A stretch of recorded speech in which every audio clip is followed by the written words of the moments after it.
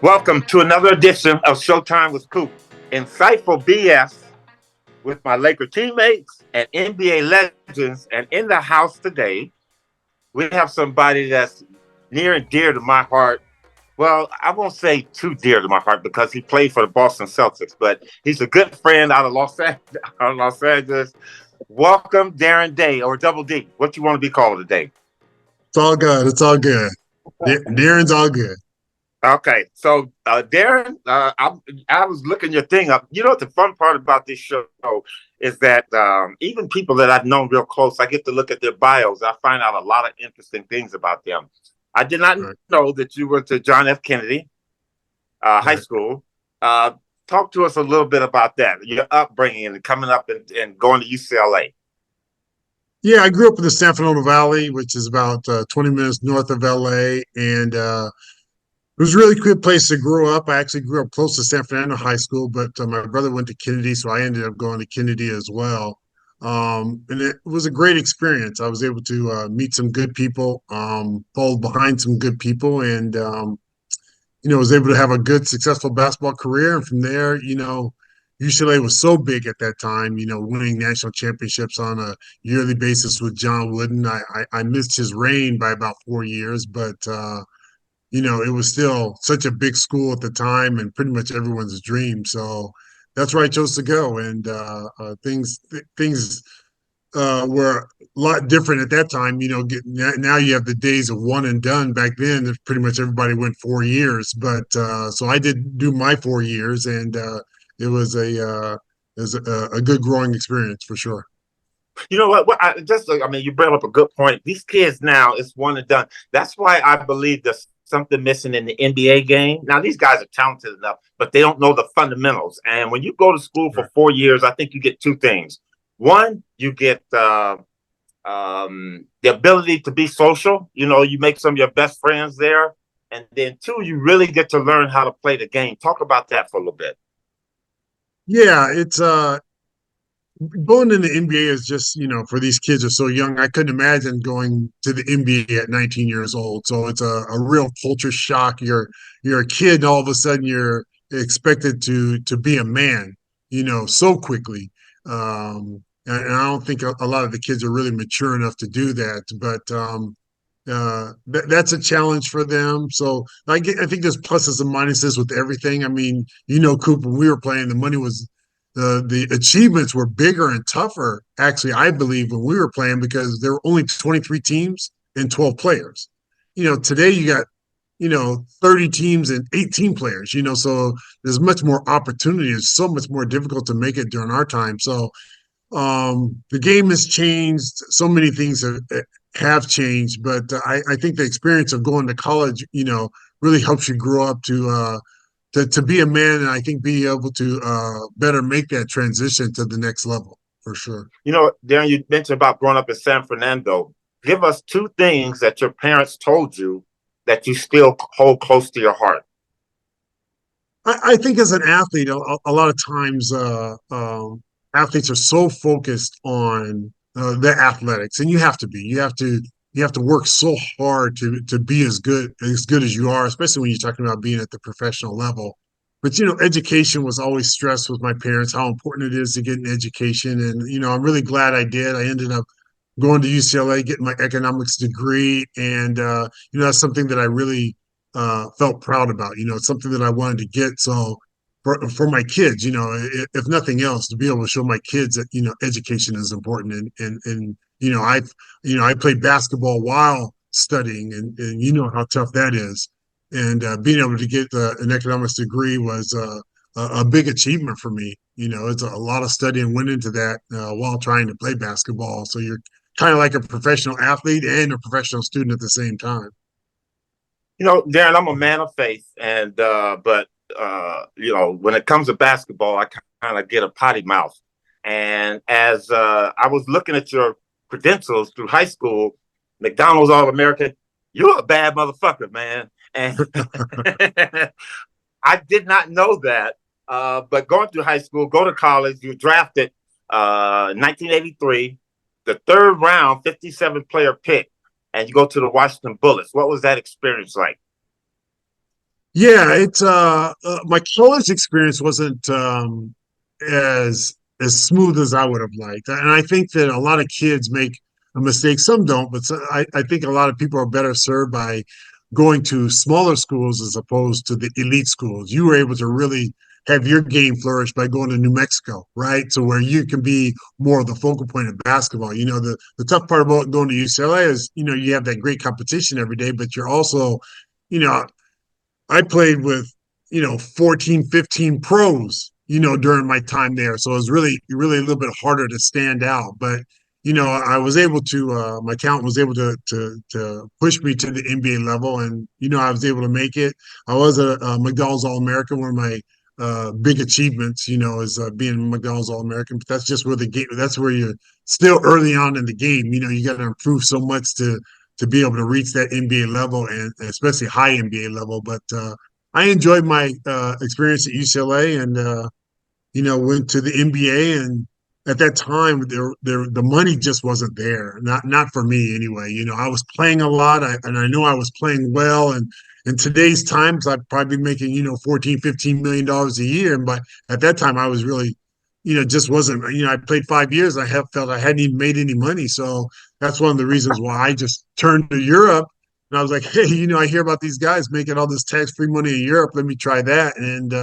And I did, and I think for me it was definitely the better route. So I never even looked back on after I went to Europe. Darren, uh, did you think about playing in the NBA? Was that the end goal, end result on your athletic side? Yeah, I was always a good player, but I one of the things I always did when I was growing up was working on my weaknesses. So I can't say that I was the most athletic player. You were a much more athletic player than me, jumping and some of the other skills. But I felt my ball handling was really good. That's something you could work on. I didn't become as good a shooter as I think I could have, just simply because we didn't have a 3-point line, as when we were playing. So you take a 20-foot jump shot and coaches are yelling at you. So that wasn't a part of my game that I had worked on as much as I wish I would have. But yeah, it's all about getting better and becoming the best player you can to reach that next level. So Well, you know what, Double D, don't ever sell yourself short, because one of the things I was always impressed by you with were three things, and you've already mentioned one: your ability to handle the basketball. I think your footwork was to be yeah, unmatched. I think you were really, really good, and your basketball IQ was really high. And sometimes that'll right, take you further than your athleticism in a sense, but it got you in the league, drafted by the right. Bullets. You played for two other teams, the Chicago Bulls, and then that team I don't like to talk too much about, but I have to, the Boston Celtics. Tell us what it was like playing a little bit with the Bulls and then moving on to the Celtics. Yeah, I was able to really grow my game my first 3 years in Washington. I played a lot, and I was able to, as you know, your rookie year is always your toughest year is transitioning because it is a no matter how good you are, it is a transition to that next level.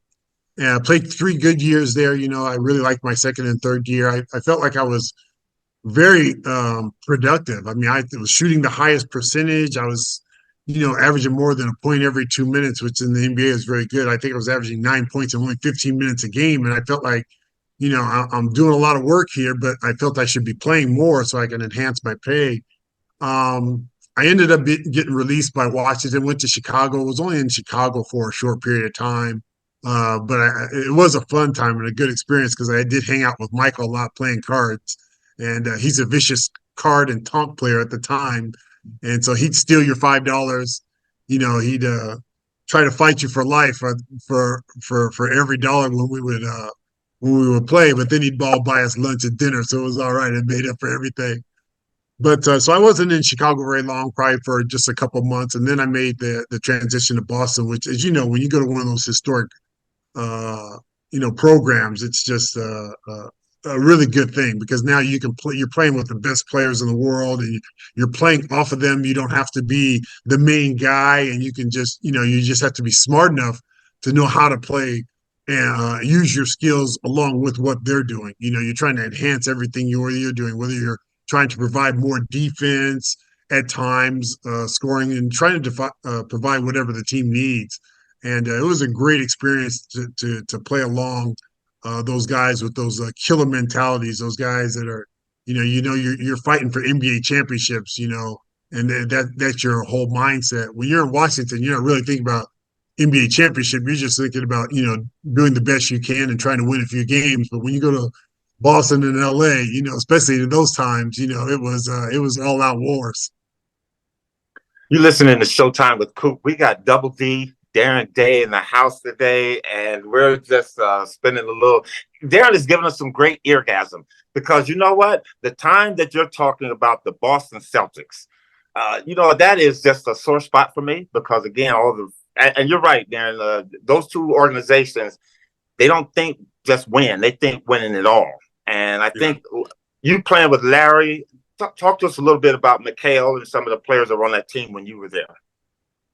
Yeah, I mean, I had at that time the team was so stacked. Actually, they had won the championship the year before I got there, and really the main reason why I went there was because Lynn Bias had died, and that really left a hole for them. That really set their franchise back. They had Lynn Bias die, and then a few years later, Reggie Lewis died. Yeah. Those two things a lot of people don't remember. Those are two huge all-star players that really did derail Boston's success. But when Lenny Bias, it was really sad because I played against him when I was a senior. He was a freshman at Maryland, and he wasn't, as a freshman, at those times he wasn't near the player that he would turn out to be. But yeah, it was such a great experience playing in Boston. And Larry Bird was just an incredible player. I mean, as you know, he's kind of like a Luka Doncic, probably the slowest player I ever played against. But God, he was so effective. Yeah, there's no question he couldn't move, which was good. He never guarded me because quickness was my thing. But man, he was so difficult to guard. He knew how to use his body. He knew when to pass. I mean, he had the full, complete game. And you just sit back and watch a guy, and that's what I always told my son growing up. Um, you know, it's easy to watch the Michael Jordans and see how they succeed. Watch the guys with the least athleticism and watch how they play because they're able to be so effective and have so less athleticism. It's hard to imagine even watching Doncic today. I mean, the guy barely moves, but he can get around people, and he's such a good shooter. You got to come up on him. So playing with him was just a great experience. I got to play with Bill Walton, one of the greatest centers of all time. Uh, his knowledge of the game was just incredible. His college career is unmatched only by Lou Alcindor or Kareem Abdul-Jabbar. It was just I got to watch him play when I was a little kid, and his just knowledge of the game was just big. His problem was he just couldn't stay healthy. And if he could have stayed healthy, it would just been phenomenal, his career. Robert Parrish, one of the greatest centers, that's really unspoken, how great he was. He didn't move. You didn't know how he could do it, but God, he could block shots, he could shoot, he could just Hey Darren, did he ever talk to you? Did he talk to you? Because he's gonna talk to anybody. He did. He had that personality. Robert was a really good guy. He was good people. He was silent. He didn't talk a lot on the court, but when he had something to say, everyone would listen. The ears would perk up. Obviously, I played with Danny Ainge, who was just a scrappy kid that could really shoot and play. Dennis Johnson, Love just DJ, a Hall of Fame player, just did everything. Not great at any one thing, but just a 9 level at everything. Shoot it, score, pass, defense. Those guys that help you win championships. So, I just play with Kevin McHale. Him, a man of a thousand moves. Even today, no one will be able to stop those guys. A lot of guys think that the play is so much different today, and I think that the players shoot a little better because they're doing that and they have a little bit more athleticism. But all those guys that we were playing with, they'd all be stars today. The game hasn't changed that much, but the game has definitely evolved. Darren, my producer friend. Playoff time, there is nothing like it. I mean, the energy, the effort amps up a good 50 to 75% compared to the regular season. And that's why you want to go to Game Time. the authorized ticket marketplace of the NBA. Now, they make getting playoff tickets even faster and easier. And here's the deal with the Game Time app. The prices of those tickets go down the closer you get to tip-off. They've got killer last-minute deals, all-in prices, and you can also get the view from your seats with the lowest price guaranteed. Game Time takes the guesswork out of buying NBA tickets. So here's what you should do. You download the Game Time app and you browse it, and you can see that you can get Celtics and Bruins playoff tickets for less than $150. And again, the closer to Game Time you get, the lower the ticket price is. These are terrific deals for big-time postseason games. Last-minute deals. Save up to 60% off buying last-minute sports, concert, comedy, theater tickets. All-in pricing. Toggling this feature shows that the total up front with no surprise fees at checkout and also the lowest price guarantee. Or Game Time will credit you 110% of the difference. Your purchase is covered with the most flexible customer service policy in the ticket industry. So, take the guesswork out of buying NBA tickets at Game Time. Download the Game Time app. Create an account. Use the code CLNS for $20 off your first purchase. Terms apply. Again, create an account and redeem the code CLNS and get $20 off. Download Game Time today. Last minute tickets, lowest prices, guaranteed. That works this show with me, Nick, is truly, I mean, he drips green. He might even shit green. I'm not sure. But Nick has a couple of comment or you want to ask a question, Nick? In that game last night, everything's green today. So, looks like they might win the title this year. But, Darren, you got to I think it was the Bucks in '87 where you went. Tell that story. I don't know if Coop knows that it was before the finals and whatnot. That's a great story. When you jumped in, and I don't know if you were replacing McHale. You came through and had a big game in the playoffs. I don't know if it was game 3 or 4. I had a signature moment. I think it was game 4. Bird hit all those. It was on the road, too. No, it was on the road. Game 4. Yeah, game 4. Hey, Darren, so, what did you call it? A signature moment. Yeah, a signature moment. Anytime you're winning making game-winning baskets, that's signature. You always remember that, especially in the playoffs. I really struggled shooting free throws that year, and but we were playing a tough series. Every series was tough at that time. Our team just wasn't playing well on the road. At the end of the season, we were really struggling to get wins on the road, and we started off. We ended up playing 3 tough series. God, we played against Milwaukee and went to 7 games. We played against Detroit, went to 7 games. Then we went to LA.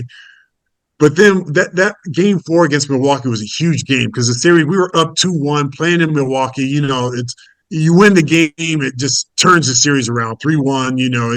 You're in full control.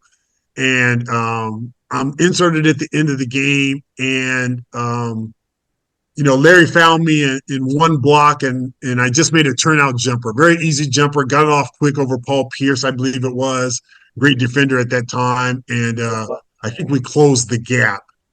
And then a few plays later, I got fouled and went to the line. And as I said, I really struggled that year for some reason. I only was shooting in the 50% free throws at that time, and I made 2 big free throws, and that ended up being the game deciding points. So always thrilling to hit game winners, and I always felt comfortable in that at that point, at the end of the game. But it's always fun to for do somebody that. my age at that was probably 10, and all Johnny and the broadcaster saying Glenn McDonald. Who the fuck is Glenn McDonald? I go back in time. You probably remember him, Coop. 76. He's the one who the triple overtime game. He had that really, really heroic 4 shots. Yeah, Against Phoenix, yes, against Phoenix in the finals, I believe it was. He's still kind of mentioned. They march him out for alumni nights at the Garden still for that one play. He's so well known. And Darren, you're still well known, so well known for that game winning free throws, that turnaround down on the block. I think did McHale foul out? That's why you were in. I can't remember if he was hurt or he fouled out. Yeah, he must have been because I usually went in for Kevin or I usually went in for Larry. And Larry was I amazing. remember Larry passed me the ball, so I must have been in there for Kevin. But yeah, it Derek, was you ever see just injuries like that on that playoff run? I mean, McHale's got the oh broken man, foot. we were decimated. I mean, we were really running on fumes, and we had injuries throughout the whole year, and it was really big to get that 3-1 lead, not knowing we were going to lose game game 5 at home, Oh, yeah. game 6 on the road, and end up Good winning game. the Yeah. thing in 7. So it was it ended up being crucial winning game 4 because that Milwaukee team was stacked. So Again, good. just because there were so few teams at that time, the teams were just stacked with talent. Terry Cummings, Paul Pierce, Jack Sigma, who I grew up Was it watching, was with Paul real Pressey? good. John Lucas. I mean, so many good players. So, we were just so happy to escape that series and get on to Detroit, thinking that, hoping that that would be an easy series. And they were just getting better and better with Isaiah Thomas and Rodman and Sally and Mahorn and Lambier. And they became a nightmare. And we were really lucky to escape them in game set in I think it was 5. You game got to talk 5 that Larry steal, stole the man. ball. I actually found out of that game because I had to guard Adrian Dantley, who was a handful and a nightmare. Um, but yeah, that was I mean, that's one of the greatest plays in Boston Celtics history. Larry stealing the ball. Funny Okay, thing about enough of that. this. Funny thing about that story, I got to tell you though, he Yeah. stole the ball, and I'll never forget Isaiah, and he passed it to DJ, who makes the basket. And Isaiah Thomas gets the ball and thinks about throwing it down the court. But they ended up calling timeout. But when he grabbed the ball and went out of bounds to throw the ball, trying to throw a long pass because there was only a couple of seconds left, I'm standing next to him, so I'm jumping on the court. He's kind of running towards me. If he had just came like a foot or more further, he'd have knocked into me, and I had probably gotten a technical on myself. We were all jumping up and down on the sideline, so I'm glad he didn't see me. But yeah, they ended up calling that timeout, and we were able to win the game. Cool. I got to ask. Okay, enough of this Boston bromance. Get out of here, Nick, with that. One more thing to you, Coop. So you guys, I think we swept, and you were waiting for Boston, right? Oh, yeah. For the finals. You were out there. And so what went through your guys' heads when Larry stole the ball? You're watching the game, at home or wherever. A great play by a great player. And I mean, that's why I always tell people Larry was the hardest person for me to guard because he wasn't going to just stand around. Most players, the scorers, will pass the ball and they kind of like stand. Larry was going to do something on the offensive end as well as on the defensive end to make plays. But yeah, we were waiting for Boston. Wanted Boston. I mean, that's what it came down to. You wanted Boston, right, Coop? You Oh, guys? for sure we wanted them. You only want the They best. wanted us because we were all injured. That's why they wanted us. Stop it, Darren. But they had an easier road to the finals. I mean, our road was just I mean, we playing 7-game series every series. It was definitely tough without a doubt. And we started off. I think the first round we beat Chicago and Michael Jordan. That was no fun, So we had to listen. Get out of here with all that craziness. You listen. Prize Picks is America's #1 sports app with more than 3 million members. It is the easiest and most exciting way to get out on the action while you watch your favorite sports and players. You just pick more or less on 2 or more player stats and watch the winnings roll in. Now get in on the playoff action. Win up to 100 times your money on Prize Picks as you and the world's best players take the game to a new level during basketball's postseason. If you have the skills, you can turn $10 into $1,000 in just a few taps. Prize Picks is really simple to play. You can make a pick and submit an entry in less than 60 seconds. This week on Prize Picks, I'm selecting Jason Tatum to dish out more than 5 assists and for his teammate Jaylen Brown to have more than 22.5 points. Download the app today and use code CLNS for a first deposit matchup to $100. Pick more, pick less. It's that easy. Prize Picks. Showtime with Coop. Darren Daye's on. Darren, we have the portion of the show called Coop's Lightning Round. I'm going to give you 5 names. You tell us as much or a little about these names, these players, okay? Okay. John Wooden. Great humanitarian, just a great man. We see him around UCLA a little bit, and just not too many people are going to be like him. Great person, great coach, great everything. Just a phenomenal role model. I mean, I Michael used to Jordan. go to his speeches, and it was just phenomenal. Michael Jordan, no question. I don't even know why it's even in dispute. The GOAT, greatest of all time. The guy that the difference is when the game comes down to end, he's going to take that shot. He's going to make that shot, and he ain't going to be afraid to take it either. So just the best. Larry Bird. Equal in that killer mentality, just could score, do it all, great team leader, you know, just so good at everything, and a good person, good man, and just a fun guy to really learn from and have that experience with. Magic Johnson. Guy I hated. Guy I hated because they always said the guy can't shoot. He can't shoot, and all he would do was make shots. I can't understand why people say a guy that can't shoot that don't ever miss no shots. I couldn't understand it, but just a guy that really revolutionized the game. There's only been one like him. Played point guard at 6'8". I did it, but I wasn't nearly as successful as he was, obviously. But just a game changer who had that killer mentality. Casey Jones. Casey Jones was obviously a great player, great coach, a guy that everyone followed. He had a successful career. Um, just good people, man. Good team leader. Now I can't say he's the best coach I ever had, but one of the best people for sure. We got Darren Daye on the show today. Last couple of questions, Darren, for you, sir. And again, want to thank you so much for spending a little time with us. Your thoughts on the NBA today? You mentioned it a little bit, how the game has changed, but go a little bit more deeper. Yeah, the game has definitely changed. Obviously with what they call the what do they call it? The Load analytics of management. basketball. The analytics of basketball. That 3-point shot has just become such a weapon because, as you know, guys are usually only scoring, 46% from two. So that 38% shot from three just becomes so much more important part of the game. But the 2-pointer, I still think is so important, especially in the playoffs when those shots become more difficult to make. But I think the players are better overall. I think the best player is still Michael Jordan, and those top players of our time would destroy the league today.